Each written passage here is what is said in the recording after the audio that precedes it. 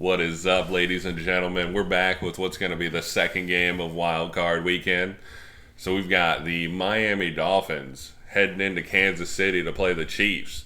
Rematch of a game we saw earlier this year, but earlier this year it was in Germany. So first one we're going to see in the States. Yeah. So we've got the Chiefs as 4-point favorites and the total at 44. So Gage, what are your first thoughts on this one? Man, after looking into this game, you look at it for just a second and you realize that what can go wrong for the Dolphins is kind of going wrong for the Dolphins in this game. Just on paper and just from an early look at what the matchups were, I really wanted to be with the Dolphins on this game, especially with 3 or 4 points.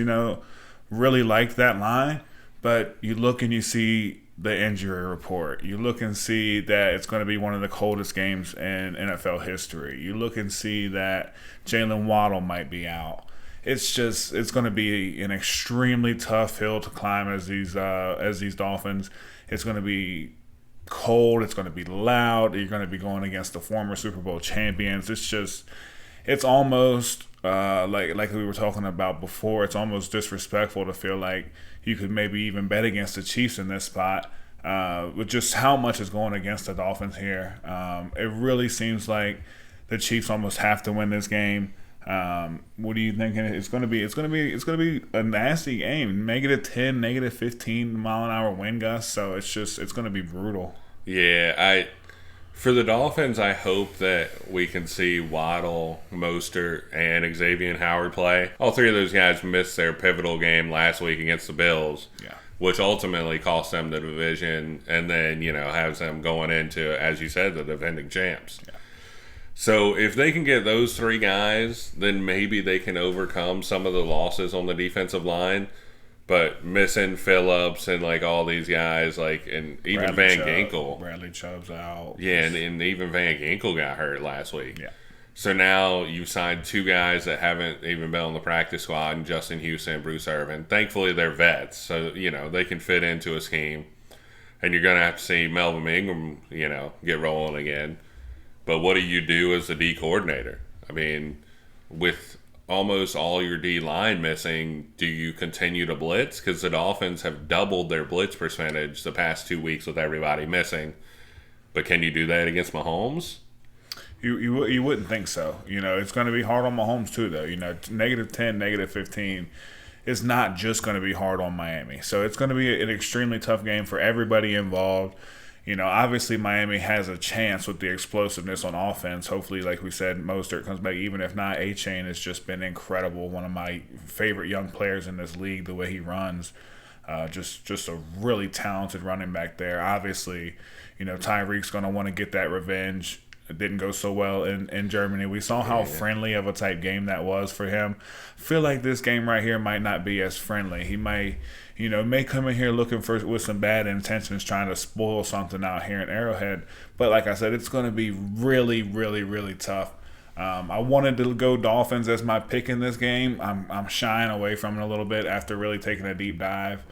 I'm probably going to lay off of a bet in this game and just watch and see just how tough and how much this Dolphins team really has to prove. If they can go in and win this game, I think it's a major stamp from a team that most people would probably call a little bit fraudulent right now, which I really like them. But it's just a team that's had games go ways that they maybe weren't predicted to go, and with such an explosive offense, the weeks that they struggle, people don't want to see that. So it's also tough because they were up 3 games with 5 games to go in the division and lost the division. Right.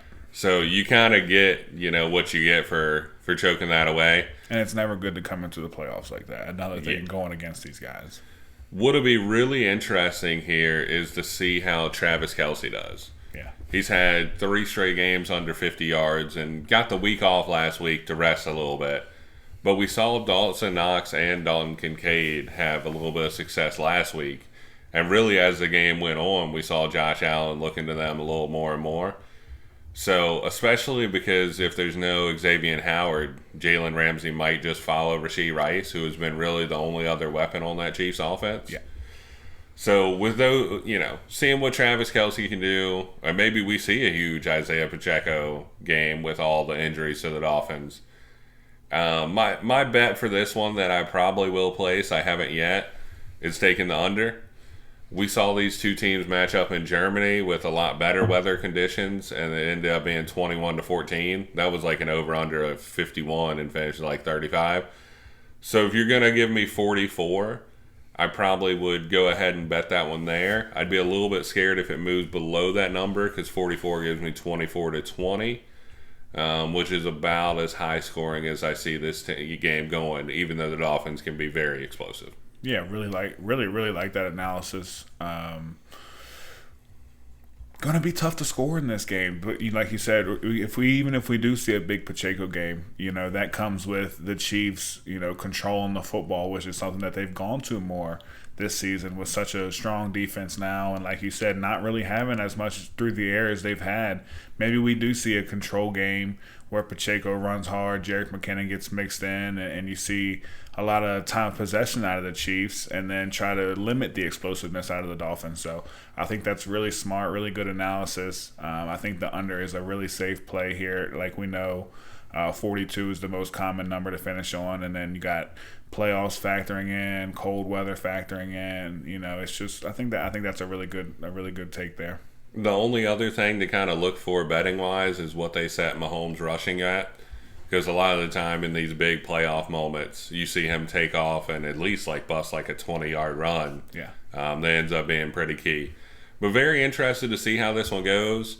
It could be a very big springboard for the Dolphins if they're able to win this. Absolutely. And I hope we get another clip of Mike McDaniel just saying, I wish it was colder, when it's -10 wind chill out there. Yeah, I don't think we'll be hearing that.